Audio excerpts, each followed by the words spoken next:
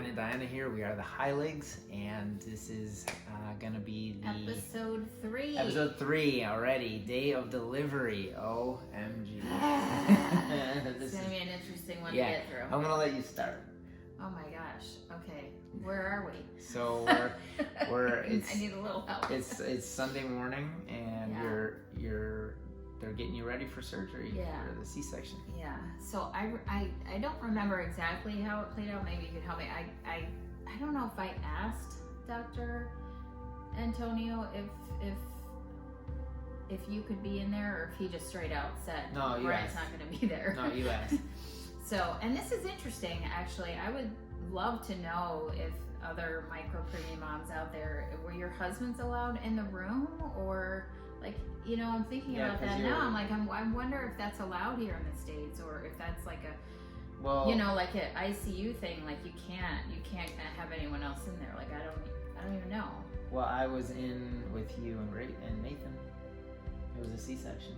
Right, but it was. He went to the NICU. That's true, but he was born at 37 weeks. Sure. But like, I'm curious to know. So let me know if you're out there. So I asked, I said, will Brian be allowed in the room? And he said no. And I was like, oh man.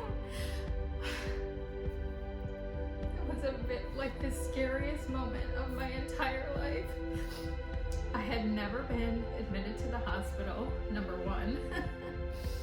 I had never had a major surgery. So I was pretty much freaking out. And I just remember like I started to shake like uncontrollably.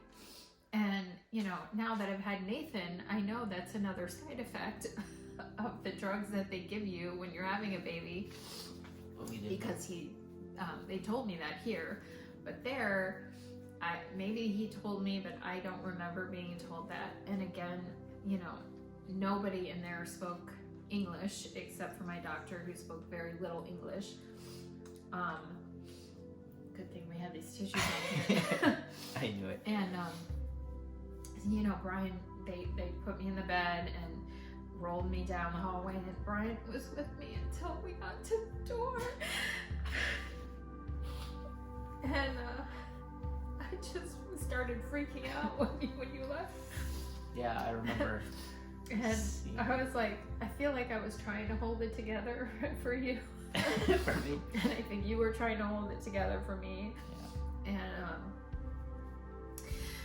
And we went in the room, and I don't even know what happened next. I seriously don't. Like, they were trying to give me, they laid me on my side, and they were trying to give me this shot for the, you know, the epidural that paralyzed me or whatever. And I was shaking so bad, so uncontrollably, that they couldn't do it. Like, and this one nurse, she just kept like stroking my hair, like she was just there for complete moral support. And she was just stroking my hair. She's like, it's okay.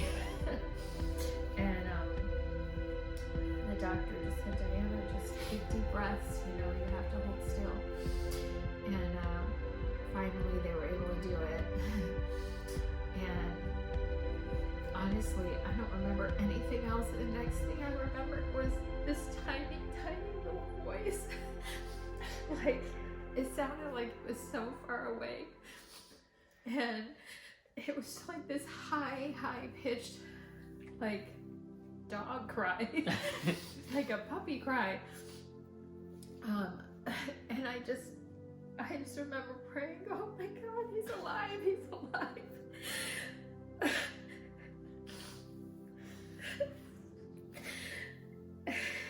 Okay, and so on my end, I remember seeing her go in, and right at the last second, we both just lost it. And at this point, my mom was there downstairs with our friend Mark. Diana's mom was en route and trying to get there as soon as possible before the baby was born. She arrived, so we had both moms downstairs with Mark. I was upstairs. I could not sit down. I was pacing back and forth the hallway. I mean, like literally for 2 hours straight, just pacing. And I looked, And here comes a guy, and he's all dressed up in, like the blues, like what are they called? Scrubs. He's all in scrubs with the hat and the whole thing, and they had this little baby, and it looked pretty little, So I was like, me baby, me baby. And he goes, me baby. I'm like, oh, it was the dad. It was the dad with his baby, and I'm like, it looks so small. Well, I didn't realize how small a micro preemie is, but I'll never forget that. That guy looked at me and he just could tell, like, I'm not okay. Like, there's something going on. And he just kind of gave me a comforting smile and just continued on talking in Spanish. I didn't know what he was saying. And at that point, they let me go in to see the baby, but I was like, where's Diana? Where's Diana? And they said she's still in, getting stitched up or whatever it is. So he said, do you want to see the baby? I said, of course. And I cannot tell you how crazy small he was in the NICU. It was like a half a bowling ball, clear plastic that was over him. And he was just making these little... It was like a dome. Yeah, like a dome, like two domes that looked like a plastic half of a, I don't know what, like a snowman, but tiny little. He was a pound and a half and 12 inches long, and just kind of making these cooing noises, already on some kind of oxygen. And I looked and I'm like, the kid's got no ears. He's got no ears. I remember you telling me that. I'm like, he doesn't have ears. Where's his ears? I mean, like he had a little bit of a structure of an ear, but there was no hole. Like there was no. I'm like, he's got no holes in his ears. I don't understand. That's all I could think about. I'm like, how could this be? I mean, talk about being whacked out. And oh man, from there we'll continue on with the next episode. That got a little emotional. Yeah, it's hard. It's hard to go back there. Yeah, tell me about it. I'm writing the book right now. I know. I don't know how you're doing it. All right, guys. So, he's got no ears, but he does today. So thank you, Lord. That's it, guys. I think we're gonna call this one quits. Yeah, that's it. If you liked this video, please subscribe to our channel, hit the like button, and we hope to see you in the next. Invest in Kleenex. So that's just one right up your face. That's how we roll, guys. All Love right. you guys. Thank you so much. Appreciate it. Bye.